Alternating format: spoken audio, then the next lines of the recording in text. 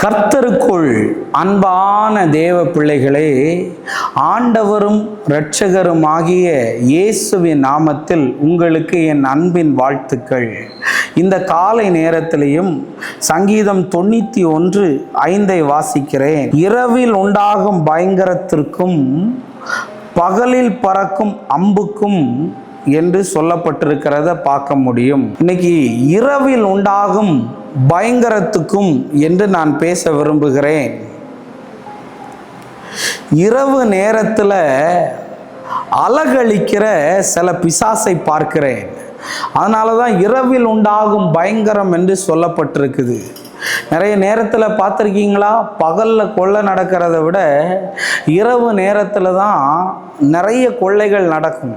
ஏன்னா பூட்டி இருக்கிற வீட்டையும் உடைப்பான், பூட்டாத வீட்டுக்குள்ளேயும் போய் திருடன் திருடிட்டு போகிறத பார்க்க முடியும். இன்னைக்கு நிறைய பேருக்கு இரவு நேரத்தில் மாடு துரத்துற மாதிரி சொப்பனம் கண்டம் பிரதர், பாம்பு துரத்துற மாதிரி சொப்பனம் கண்டம் பிரதர், ஏதோ அமுக்கிற மாதிரி சொப்பனம் கண்டம் பிரதர், ஏதோ வீட்டுக்குள்ள ஓடுகிற மாதிரி சொப்பனம் கண்டேன்னு அதில் இருந்து தூக்கங்கள் போய் நிறைய பேருக்கு நைட்டு புரண்டு படுத்துட்டும் ஃபோனை நோண்டிட்டும் டிவியை பார்த்துட்டும் தூக்கம் வரலை. இன்னைக்கு இரவு நேரத்தில் ஒருவேளை சில அலகழிப்புகளோடு நீ இருக்கலாம்.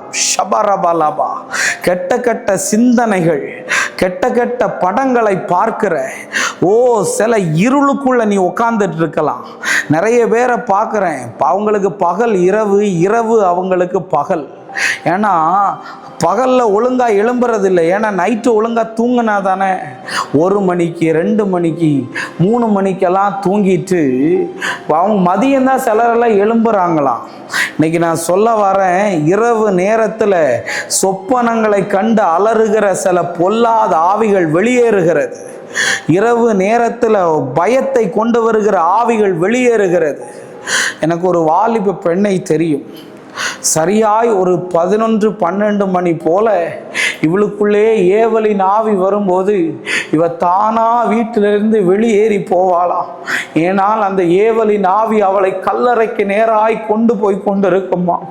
பல நாட்கள் அவளுக்கு அந்த இரவிலே போராட்டம். ஆனால் ஒரு நாள் என்னை குறித்து கேள்விப்பட்டு அவர்களை பாண்டிச்சேரியிலிருந்து என்னிடத்திற்கு அழைத்து கொண்டு வந்தார்கள்.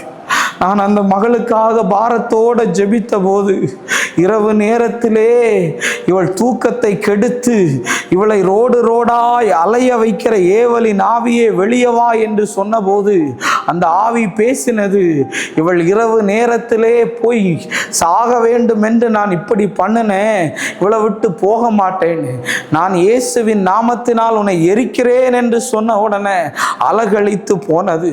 ஒருவேளை இரவானா உனக்கு பயமா, மாலையிலே அழுகை என்றா? நிறைய பேர் இரவு நேரத்தில் பெட்டில் உட்காந்து அழுகிறையா? புருஷன் பொண்டாட்டிக்குள்ள ஒரே ரூமில் யுத்தக்களை மாதிரி கிடக்குதா? நிறைய பெண்கள் சொல்லியிருக்காங்க, பிரதர் என் மனைவிக்கையும் எனக்கே நடுவில் சர்ப்பம் படுத்து கிடக்குதுன்னு.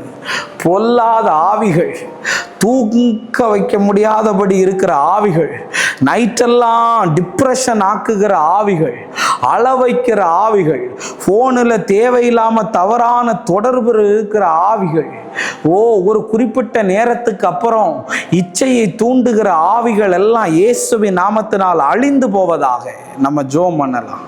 அன்பான ஆண்டவரே, இந்த நேரத்துக்காக நன்றி செலுத்துகிறேன். ஆண்டவரே, இரவு நேரத்தில் நடக்கிற எல்லா அந்தகாரத்தின் கிரியைகளும் பகல் வேளையிலே இதை கேட்டுக்கொண்டிருக்கிற பிள்ளைகளுக்கு விடுதலையை கொடுக்கும்படி நான் ஜெபிக்கிறேன். இயேசுவின் நாமத்தில் வேண்டுகிறேன் நல்ல பிதாவே. ஆமேன், ஆமேன், ஆமேன். God bless you. கர்த்தர் உங்களை ஆசீர்வதிப்பார்.